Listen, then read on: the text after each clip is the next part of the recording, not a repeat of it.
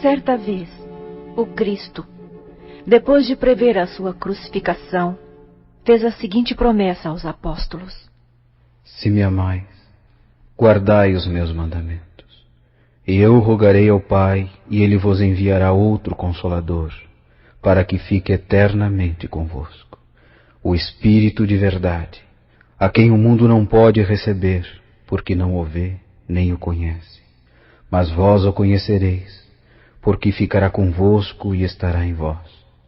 E o Consolador, que o Pai enviará em meu nome, vos ensinará todas as coisas, e vos fará lembrar de tudo o que vos tenho dito. Essa promessa do Mestre iria agora ser cumprida. Na camada mais elevada da espiritualidade, já uma gloriosa falange de espíritos estava reunida, dela fazendo parte Joana d'Arc, Sócrates, Platão, João, o Evangelista, Paulo de Tarso Cáritas, e Vicente de Paulo. e o Espírito de verdade que iria presidir a reunião, ao adentrar no ambiente, resplandecia como um sol. é o Espírito de verdade. Ouçamos sua mensagem. meus irmãos, aproxima-se o momento sublime de ser levado à terra o Consolador prometido por Cristo. O Consolador, deveis sabê-lo, é a doutrina de Jesus. Só ela, espalhada pela terra, poderá consolar a humanidade e dirigida até Deus. A minha missão, com a colaboração de todos vós, será a de restabelecer as verdades do cristianismo, deturpadas pelos homens, e acrescentar tudo aquilo que Jesus não pôde dizer devido ao atraso intelectual da humanidade. Para abrir o caminho e facilitar nossa missão, espíritos com alto nível evolutivo já reencarnaram ou estão reencarnando. Pestalozzi, Thomas Edison, Darwin, Pasteur, Renan, Comte, Spencer. Todas as áreas do conhecimento receberão um novo impulso no século XIX, inclusive a música, com Wagner, Verdi, Gounod, Rossini e Berlioz. Haverá na Terra uma revolução de ideias novas. Então desceremos para implantar a doutrina completa de Jesus. No entanto, meus irmãos, para atingirmos o objetivo, que é preciso, Senhor? que um de vós reencarne, Com qual missão? a de receber a doutrina que transmitiremos através de sensitivos escolhidos, e mais, divulgá-la em livros que hão de espalhar-se como sementes por todo o globo terrestre. Mas eu vos aviso, essa missão será muitas vezes coroada de espinhos. Permitir, Senhor, que eu faça o sacrifício. Pois tendes o meu assentimento. Já fostes um apóstolo, e sereis agora o meu na terra. Reencarnareis, e mais tarde, quando soar a hora, havemos de nos reencontrar. Vinde comigo. Jesus nos aguarda. E na França, na cidade de Lyon, no dia 3 de outubro de 1804, nasce o menino Denisard, que mais tarde se tornaria conhecido com o pseudônimo de Allan Kardec. A certidão de nascimento, assinada por 2 testemunhas e pelo presidente do tribunal, esclarece que o parto foi realizado pelo médico Pierre Radamel e que o menino nascera às 7 horas da noite, na rua Salat, 76, residência dos pais. Esclarece ainda o mesmo documento oficial que o nome correto do recém-nascido era Denisard Hippolyte Léon Rivail, e seu pai, o Dr. Jean Baptiste Antoine Rivail, era ele magistrado, um juiz, e a mãe a senhora Jeanne Diamel. assistido pela falange do Espírito de Verdade, assim que Denisard Hippolyte Léon Rivail completou 6 anos de idade, era o filho único, seus pais o matricularam na escola primária mais próxima. Os cursos elementar e médio duravam 4 anos. O menino, ao concluí-los, pois, em fins de 1814, tinha 10 anos de idade. Alguns de seus parentes haviam se dedicado à advocacia e à magistratura, como seu próprio pai. Mas Denizar mostrava já interesse pelo estudo das ciências e da filosofia. E enquanto o imperador Napoleão Bonaparte seguia preso para a ilha de Santa Helena, após ser derrotado em Waterloo, o menino Denizar seguia em companhia de seus pais para a tranquila cidade de Yverdun, na Suíça, a fim de estudar no instituto dirigido pelo famoso educador Henri Pestalozzi. Pestalozzi, que fazia parte da falange do Espírito de Verdade, reencarnara em 1746 na Suíça e, com apenas 21 anos de idade, divulgara pela imprensa uma série de artigos sobre a depravação geral dos costumes e o despotismo da nobreza sobre as classes mais humildes. Mas a sua grande preocupação era a educação, principalmente a das crianças pobres, então abandonadas pelos governos aristocratas. E o educador, dotado de comovedora bondade, inicia em 1775 o seu apostolado, recolhendo das ruas 50 crianças órfãs de pai e mãe, crianças mendigas, cobertas de trapos, sarna e de outros parasitas. E com enorme dificuldade material, mas transbordando amor, o sublime educador deu-lhes teto, alimento e instrução. Ensinou-lhes inclusive o trabalho manual. E tão amado era pelas crianças que elas o chamavam de Pai Pestalozzi. Mas o educador, ao fim de alguns anos, viu-se obrigado a fechar as portas de seu primeiro instituto. Mais tarde, ele confessaria: Vivi durante anos inteiros rodeado por mais de 50 crianças mendigas. Dividi com elas o meu pão. Vivi, por minha vez, como um mendigo, para ensinar os mendigos a viver como homens. Em outra cidade, Pestalozzi repetiu o exemplo, recolhendo nas ruas 150 crianças totalmente desamparadas. Entre os seus princípios pedagógicos, destacava-se o respeito pela individualidade da criança. E proclamava que o relacionamento entre o professor e o aluno devia ser baseado não no medo, mas no amor. Isso o mestre o disse numa época em que se infringia aos alunos castigos corporais. Espírito notável, ele usava a educação, inclusive como meio de reforma social. Considerado um gênio, Pestalozzi foi o fundador da educação popular moderna e o fundador da pedagogia social. Dos seus livros é que mais tarde surgiu a ideia da criação de instituições pré-escolares, parques infantis, jardins da infância, escolas maternais, maternidades e lactários. O Instituto de Pestalozzi funcionou em diversas cidades e instalou-se em Yverdun somente em 1805, tendo as portas abertas para as crianças pobres e ricas. Além de instrução, Pestalozzi transmitia às crianças educação moral, procurando despertar-lhes o sentimento religioso, sem, no entanto, impor dogmas. Entre os seus alunos, destacou-se o alemão Carlos Ritter, que se tornou sábio e ficou na história da ciência como precursor da antropogeografia. Quando o menino Denizar Hippolyte Léon Rivaio atravessou os grandes jardins floridos do castelo de Lohengrin, onde funcionava o instituto a fim de ser matriculado como pensionista, Pestalozzi já tinha 58 anos de idade. O desenvolvimento intelectual de Denizar, orientado por Pestalozzi, fazia parte do plano da espiritualidade superior. Pestalozzi admirava-se da facilidade com que o novo aluno assimilava os conhecimentos. E Denizar, ao completar 14 anos de idade, foi incumbido de dar aula aos seus colegas menos adiantados.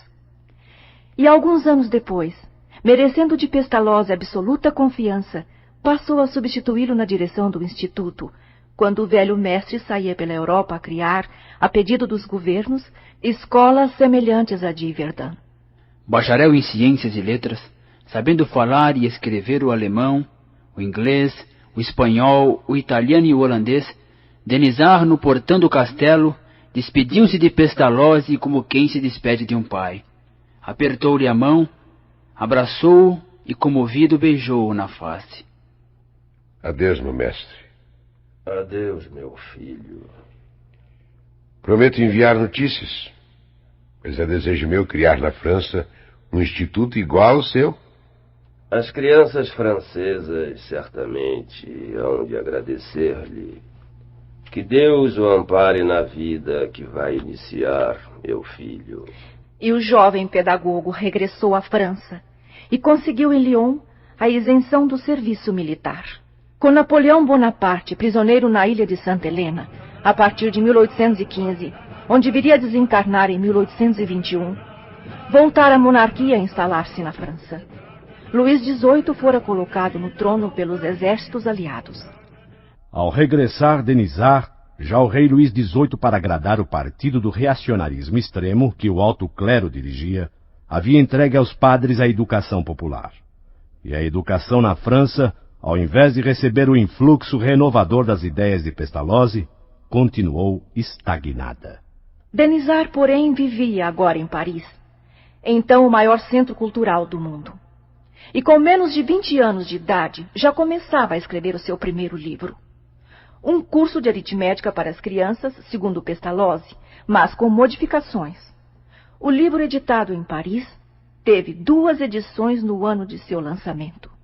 Nesse mesmo ano de 1824, morre o monarca Luís XVIII e é elevado ao trono da França o seu irmão Carlos X, cujo reinado caracterizou-se desde logo pela incapacidade e violência. O descontentamento era popular, mas Denisard continuava trabalhando pela infância e juventude e editava em Paris seu segundo livro, Plano de uma Escola Graduada, segundo o método de Pestalozzi. Seu grande ideal, porém, era montar um instituto semelhante ao de Yverdun. E Denisard, no silêncio de seu quarto, refletia. Um instituto em Paris. Eis o que é necessário. Os educadores, visitando-o, criariam outros iguais. E assim as ideias de Pestalozzi se imporiam mais rapidamente na França. Mas Denisard não tinha capital. Fazia-se necessário um sócio capitalista. E recordou-se de um tio, irmão de sua mãe, o qual concordou com a ideia. E Denisard instalou o Instituto Técnico Rivail, na Rua Sèvres 35, no elegante distrito de Luxemburgo. No ano seguinte, em 1827, Pestalozzi desencarnaria. Denisard tinha agora 3 ocupações. Lecionava, dirigia o instituto e escrevia livros. Em 1828, não tendo ainda 25 anos completos, publicou um Plano para a Melhoria da Educação Pública, no qual propôs a criação de uma escola teórica e prática de pedagogia inexistente em França. E enviou o plano aos membros do parlamento.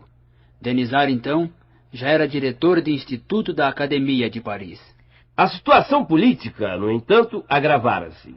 O rei Carlos X, obcecado pelo absolutismo real, amordaçou a imprensa, investiu contra o alistamento eleitoral e dissolveu as câmaras, impedindo que 270 deputados da oposição tomassem posse. A insurreição de Paris era iminente. Em julho de 1830, instala a Segunda Revolução Francesa, tramada nas sociedades secretas do país. Barricadas foram erguidas nas ruas e praças de Paris. Foram 3 dias de pavor com a artilharia e a fuzilaria. E Carlos X foge para a Inglaterra, antes mesmo das tropas reais serem vencidas. E a coroa da França é colocada na cabeça de Luís Felipe, que a manteve durante 18 anos.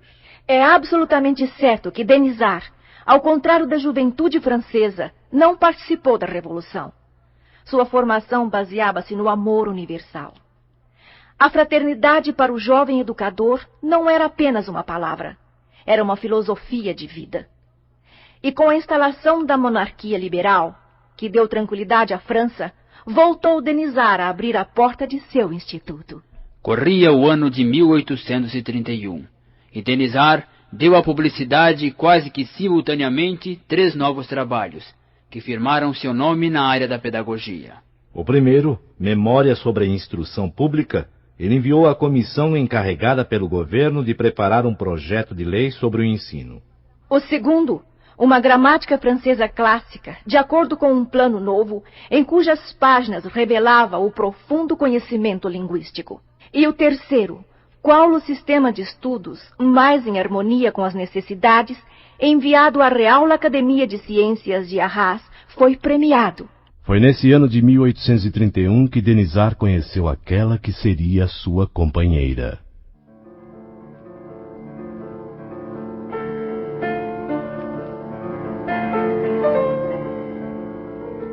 Meu nome é Amélie.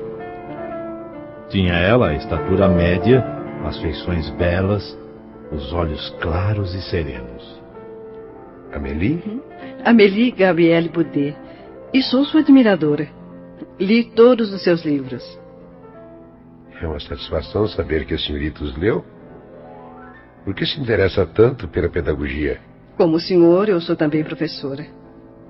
Ah, sim? Mas eu deixei de lecionar. E escrevi 3 livros. É também autora? Acho que interessante. E que livros publicou? O primeiro saiu há 6 anos passados, em 1825, e se chama Contos Primaveris. O segundo, Noções de Desenho. Eu gosto muito de desenho e de pintura. Foi publicado em 1826. E o terceiro, O Essencial em Belas Artes, publicado em 1828. É curioso, senhorita Amélie. Estamos nos conhecendo agora, no entanto, tenho a sensação de que a conheço há tanto tempo. É uma sensação muito estranha. Bem, Sr. Denisard, já que me fez essa confissão, eu devo lhe dizer que sinto a mesma coisa. E pode me chamar de Gabi. É como os amigos me tratam. Amélie Boudet nascera em Paris no dia 23 de novembro de 1795. Tinha, pois, 9 anos a mais que Denisard. Culta, inteligente, professora e autora de livros, numa época em que poucas mulheres dedicavam-se ao estudo, Amélie não poderia jamais aceitar como esposo quem não correspondesse francamente aos seus ideais. Por isso mesmo, recusava alguns pretendentes. Denisard, porém, lhe parecia o homem certo, não obstante mais moço, e aceitou o seu pedido de casamento. E meses depois, no dia 6 de fevereiro de 1832, assinaram eles o contrato de matrimônio. E passaram a residir no prédio onde estava instalado o Instituto Técnico Rivail. O casal não teve filhos. 3 anos depois, em 1835, a vida econômica de Denisard sofreu um abalo. Seu tio tornara-se um jogador inveterado. O instituto, à beira da falência, entrou em liquidação, cabendo a cada sócio 45 mil francos. Essa quantia, Denisard e Amélie confiaram a um amigo, um negociante. E um segundo abalo não se fez tardar. O amigo, realizando maus negócios, deixou o casal sem um centavo. 2 abalos em seguida. Dir-se-ia que a espiritualidade experimentava a fibra de ambos. Mas Denisard, amparado pela esposa, entregou-se tenazmente ao trabalho. Passou de dia a cuidar da contabilidade de 3 firmas e à noite a escrever livros pedagógicos. Fez também traduções de obras clássicas, alemãs e inglesas. Sua vida profissional foi equilibrando-se, sempre amparado pela valorosa Amélie Boudet, que se tornou, por assim dizer, sua secretária. Mais tarde, Denisard deixou as 3 firmas e passou a organizar os cursos que o professor Lévy Alvarez, seu grande amigo, dava no bairro de Saint-Germain. Em parceria com ele, escreveu 2 obras. Logo depois, começava a lecionar no Liceu Polimático. E em seguida, sua carreira pedagógica foi coroada. A Universidade de França adotara os seus livros. E Denisard, reconhecido publicamente como educador emérito, começou a ministrar em sua própria residência cursos gratuitos de química, física, astronomia e etc. No entanto, a atmosfera política novamente estava pesada. A revolução era premente. Os escândalos na administração do rei Luís Filipe provocavam conspirações e levantes operários. E em fevereiro de 1848, instigado pelos socialistas e republicanos, o povo colocou mais uma vez barricadas nas ruas de Paris. Foram momentos de terror. Luiz Felipe, vendo que até a Guarda Nacional, que devia protegê-lo, também aderiu à revolta, renunciou em favor de seu neto, mas o povo invadiu inclusive a Câmara dos Deputados e a família do rei fugiu para a costa da Normândia. Em março de 1848, foi proclamada a Segunda República Francesa. Mas o país não ficou em paz. Os revolucionários socialistas, querendo as rédeas do governo, incitaram o povo. 50.000 operários saíram armados às ruas de Paris e foram esmagados pelas tropas legais. E em dezembro, o povo elegeu o presidente da França, Luiz Napoleão, sobrinho de Napoleão Bonaparte. 3 anos depois, o novo presidente deu um golpe de Estado e dissolveu a Assembleia. E no ano seguinte, proclamou-se imperador com o nome de Napoleão III. A ascensão de Napoleão III, no entanto, foi providencial pelo fato de que ele acreditava na comunicação dos espíritos. Aproximava-se agora o momento do professor desempenhar sua missão espiritual. Estamos em 1854 e ele tem 50 anos de idade e é membro de diversas instituições, destacando-se a Real Academia de Ciências Naturais de França. Sua cultura é enciclopédica, pois possuindo uma natural curiosidade científica, lera sem ser médico tratados de fisiologia e anatomia, e inclusive interessara-se pelo magnetismo a partir dos 19 anos de idade. Essa curiosidade científica é que serviria de alavanca para os espíritos do senhor levarem o professor ao exame dos fenômenos da mediunidade. As sessões com a mesa girante popularizaram-se nos Estados Unidos devido às irmãs Fox.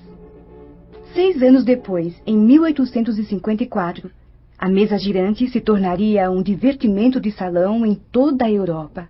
Quem primeiro falou da mesa girante ao professor Denisard foi o Sr. Fortier, um magnetizador. Já sabe da singular propriedade que se acaba de descobrir no magnetismo? Parece que já não são somente as pessoas que se podem magnetizar, mas também as mesas, conseguindo-se que elas girem e caminhem à vontade. Mas isso não me parece impossível. O fluido magnético, Sr. Fortier, que é uma espécie de eletricidade, pode perfeitamente atuar sobre os corpos inertes e fazer que eles se movam. E semanas depois, temos uma coisa muito mais extraordinária. Não só se consegue que uma mesa se mova magnetizando-a, como também que fale. Interrogada, ela responde através de batidas. Isto agora é outra questão. Só acreditarei vendo. E quando me provarem que uma mesa tem cérebro para pensar, nervos para sentir e que possa tornar-se sonâmbula. Até lá, permita que eu não veja no caso mais do que um conto para fazer-nos dormir em pé. Em janeiro de 1855, o professor encontrou-se com um velho conhecido chamado Carlotte. E pela primeira vez ouviu dizer que a mesa era movida pelos espíritos. Mas o Sr. Carlotte falara com muito entusiasmo e o professor acautelou-se. Em maio deste mesmo ano, porém, eis que a falange do espírito de verdade apertou o cerco. O professor Denisard fora levado por Fortier à casa da sonâmbula Sra. Roger, e lá encontraram o Sr. Patier e a Sra. Pleine-Maison, que também lhe disseram que os fenômenos com a mesa eram produzidos pelos espíritos. O professor sabia que o Sr. Patier era possuidor de muita cultura e aceitou o convite para participar das experiências que se faziam na residência da Sra. Pleine-Maison, a Rua Grange Batelier, número 18. Denisard foi na terça-feira seguinte em companhia de Amélie Boudet. Prédio este. Muito elegante. Vejamos o que vai acontecer. Estou emocionada. A emoção, Amélie, dificulta a análise dos fatos. Fique tranquila. Subamos a escada. Ao regressar à sua casa, o professor já não duvidava do fenômeno, mas não admitia ainda fosse produzido pelos espíritos. De qualquer forma, pressentiu no passatempo que faziam daquelas sessões como que a revelação de uma nova lei, que resolveu estudar a fundo. O cerco da espiritualidade superior fechava-se cada vez mais, e Denisard Hippolyte Léon Rivail já não podia deixar suas pesquisas. Voltou inúmeras vezes à casa da Sra. Pleine-Maison e ficou conhecendo o Sr. Baudin, que o convidou a assistir às sessões semanais efetuadas em sua casa. Nós moramos na rua Rochechouart. É perto daqui, professor. A rua Rochechouart é continuação da rua Cadet. Uns 15 minutos a pé, professor. Como é seu nome? Caroline Baudin. Tenho 16 anos, professor. E a senhorinha? Julie. Somos irmãs. Eu tenho 14 anos, professor. Os espíritos escrevem numa lousa quando eu e Caroline pomos os dedos na borda de uma cesta bem pequenina com um lápis preso em um dos cantos. O professor começou a frequentar as reuniões da família Baudin em agosto de 1855. A escrita com a cesta era feita com a participação das duas meninas a um só tempo, e as respostas, com muita rapidez, eram redigidas no idioma em que a pergunta havia sido formulada. E mais, os espíritos respondiam, inclusive, às perguntas mentais, e cada um deles apresentava uma caligrafia. O professor já não tinha dúvidas. Era uma inteligência estranha quem produzia aqueles fenômenos. Com o método científico empregado pelo professor Denisard, as sessões tomaram um novo rumo. Não mais se faziam perguntas fúteis aos espíritos.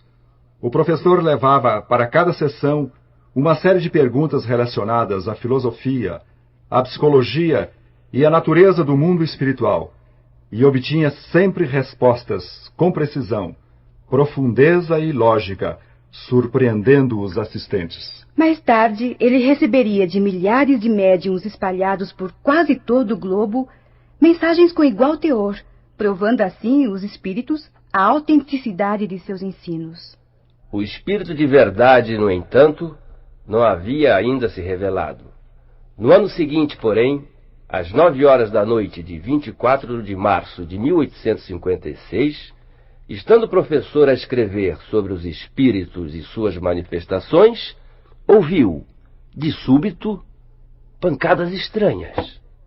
O professor morava então na Rua dos Mártires, número 8, segundo andar, um pequeno prédio erguido no fundo de um pátio.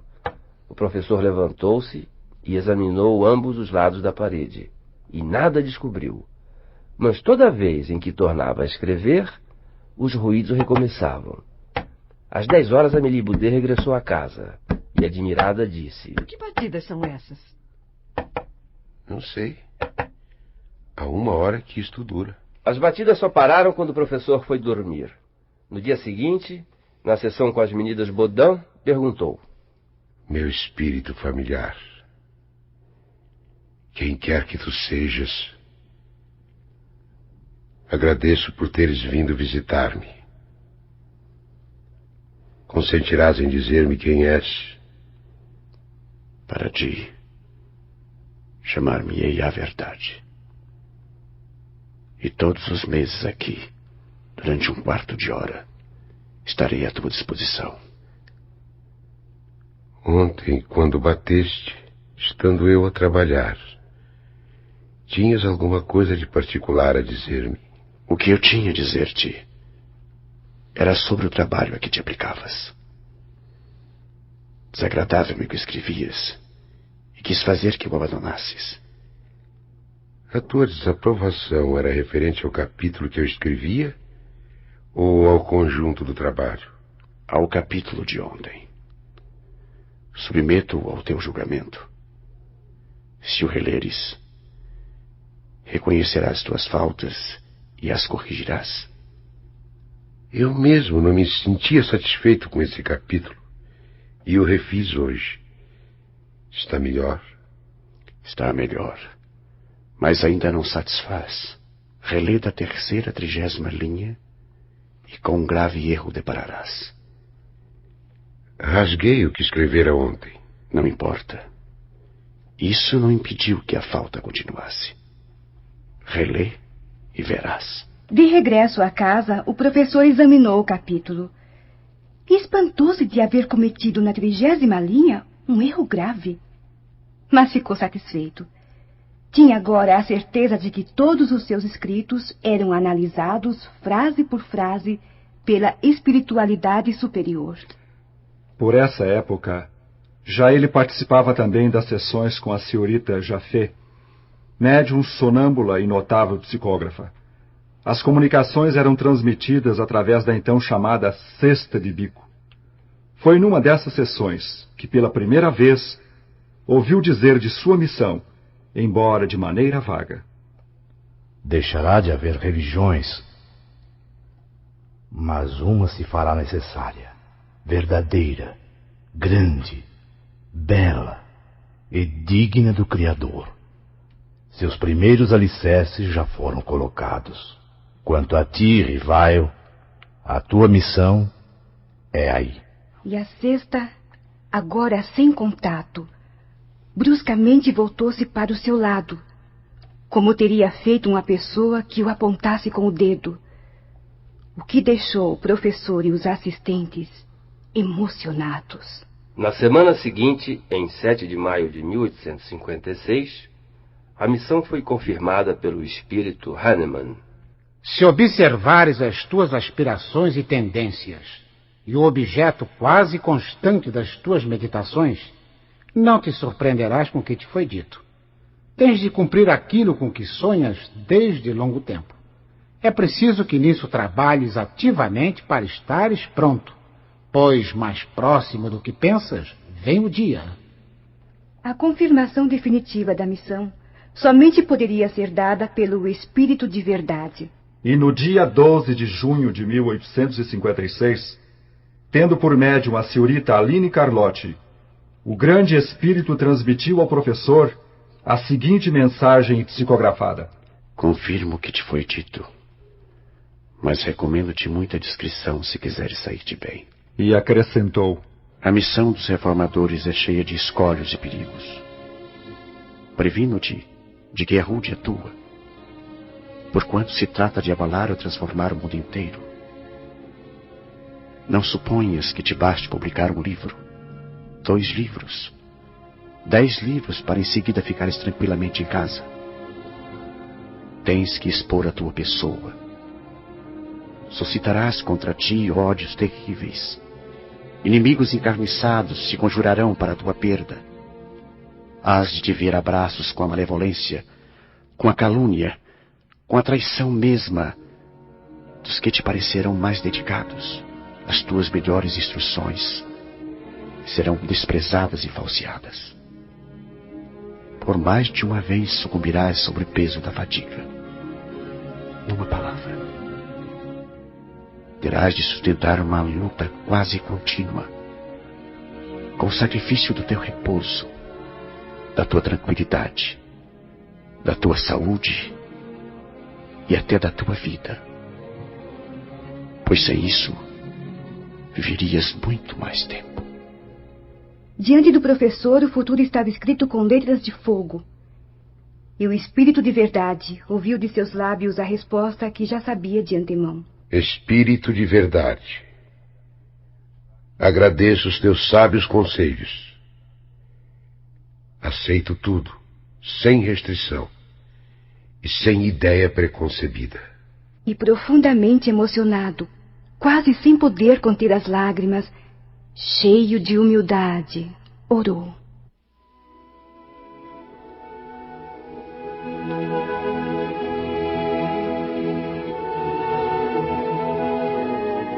Senhor, pois que dignaste lançar os olhos sobre mim para cumprimento dos teus desígnios, faça-se a tua vontade. Está nas tuas mãos a minha vida. Dispõe do teu servo. Reconheço a minha fraqueza diante de tão grande tarefa. A minha boa vontade não desfalecerá. As forças, porém, talvez me traiam. Supre a minha deficiência, Senhor. Dá-me as forças físicas e morais que me forem necessárias. Ampara-me nos momentos difíceis e com teu auxílio e dos teus celestes mensageiros, tudo farei para corresponder aos teus desígnios.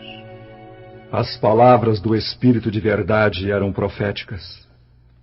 Mais tarde, o missionário experimentaria todas as vicissitudes previstas. Somente em fins de 1856, os originais de O Livro dos Espíritos ficaram concluídos. Faltava apenas a revisão, que foi feita, inclusive, pelos espíritos, os quais se serviram de diversos médiuns. Primeiro, de Caroline Julie Baudin, que paralisaram o trabalho por haverem se casado e deixado Paris. Depois, da senhorita Jaffé. Pronta a obra, restava agora colocar na capa o nome do responsável. E o professor, ao invés de seu nome, assinou Allan Kardec, o nome que tivera em outra existência. E no dia 18 de abril de 1857, foi lançado o Livro dos Espíritos, cumprindo-se assim a promessa de Jesus de enviar o Consolador. Esse livro, revelando e esclarecendo racionalmente o mundo dos espíritos, as leis morais que nos regem, ao mesmo tempo em que oferece esperanças e consolações, inaugurou em nosso planeta a Era do Espírito. Nele se encontram todos os princípios da verdadeira doutrina do Cristo. Mas a missão não estava terminada. O próprio Espírito de Verdade havia dito a Allan Kardec que o trabalho assumiria proporções que ele, então, estava longe de perceber. E meses depois foi lançada, em 1º de janeiro de 1858, a Revista Espírita, que se tornou o complemento indispensável das obras da codificação. E ainda em 1858, no dia 1º de abril, Kardec fundou a Sociedade Parisiense de Estudos Espíritas, que orientaria o movimento espírita não apenas da França, e que teve a notável menina Hermance Dufault como médium principal. Com apenas 14 anos de idade, havia ela psicografado os livros História de Joana d'Arc, História de Luís XI e Vida de Carlos VIII, que Kardec editaria. O trabalho era extenuante, mas o missionário não parava. Ele residia agora na passagem Sainte-Anne, 59. E em setembro de 1860, fez a sua primeira viagem doutrinária. Destino, Lyon. De regresso a Paris, recorda-se da casa onde nascera e que não pudera rever. Havia sido derrubada em 1840 devido à inundação do rio Rhône. O ano seguinte, 1861, assinala 3 fatos históricos. Em 15 de janeiro, lança Kardec o Livro dos Médiuns, que trata do aspecto científico do espiritismo, colocando ao alcance da humanidade os meios de comunicação com os espíritos. E em setembro, o mestre visita com Amélie Boudet 20 cidades, presidindo 50 reuniões em 7 semanas. O terceiro fato teria logo grande repercussão.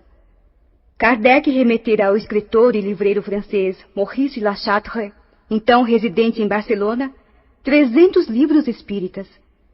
O bispo, porém, fez confiscar a encomenda e não a devolveu a Paris.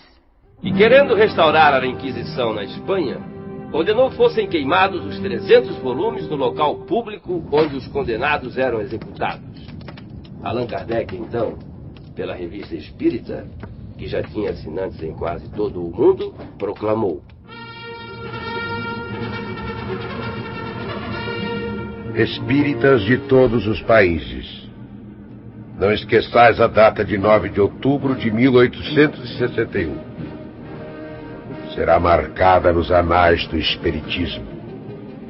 Que ela seja para vós um dia de festa, e não de luto, porque é o penhor de vosso próximo triunfo. E em abril de 1864, é oferecido à humanidade o Evangelho segundo o Espiritismo, que com seu lema fora da caridade não há salvação, deixa evidente que a moral pregada pela doutrina espírita é a do Cristo. Nesse livro, Allan Kardec transcreve, no capítulo O Cristo Consolador, uma sublime mensagem trazida pelo Espírito de Verdade, e cujo conteúdo é do próprio Cristo. Veio, como outrora entre os filhos desgarrados de Israel, trazer a verdade e dissipar as trevas. Escutai-me. O Espiritismo, como outrora a minha palavra, deve lembrar aos incrédulos que acima deles reina a verdade imutável. O Deus bom, o Deus grande que faz germinar as plantas e que levanta as ondas. Eu revelei a doutrina divina, e como um ceifador liguei em feixes o bem esparso pela humanidade. E disse, vinde a mim, todos vós que sofreis.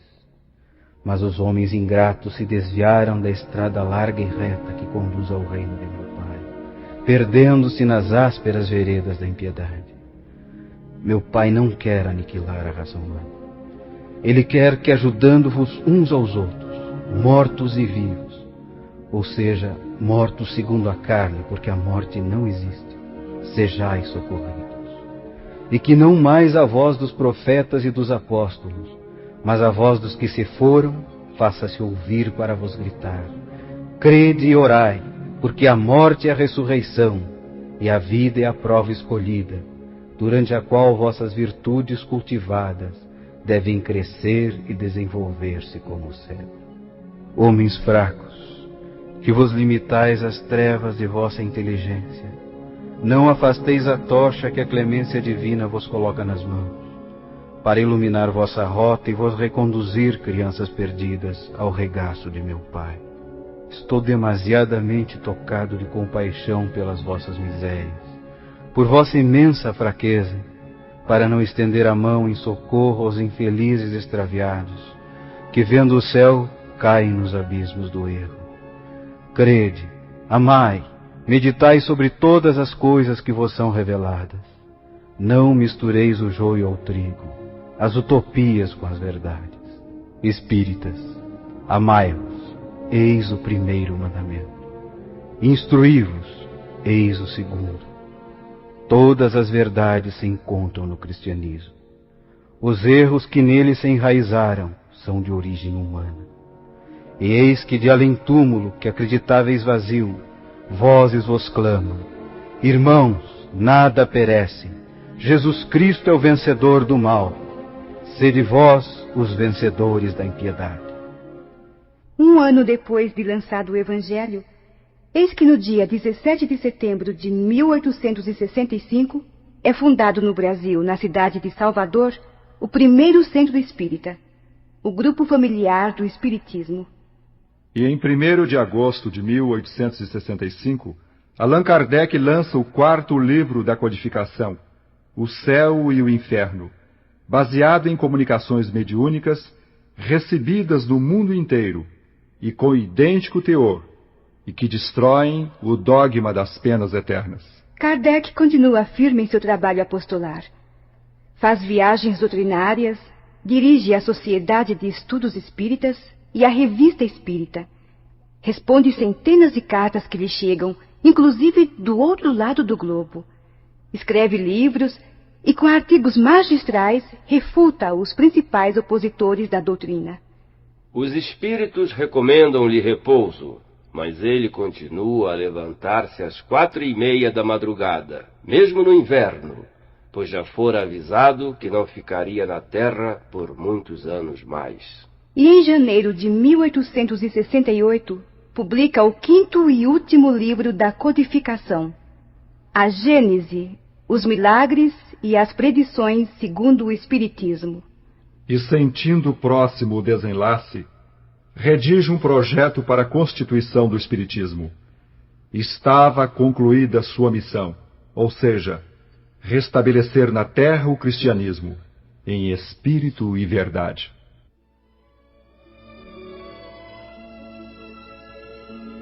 E na manhã de 31 de março de 1869, entre 11 e 12 horas em sua casa, de súbito, Kardec desencarna em consequência da ruptura de novelismo. Tinha então 65 anos incompletos. O corpo do codificador foi enterrado no cemitério de Montmartre e depois trasladado para o Père-Lachaise. Morrera o corpo, e seu espírito foi levado pela gloriosa falange do Espírito de Verdade às mais resplendentes regiões para rever Jesus. Mas ficaram suas obras de valor eterno, que constituem o maior patrimônio da humanidade.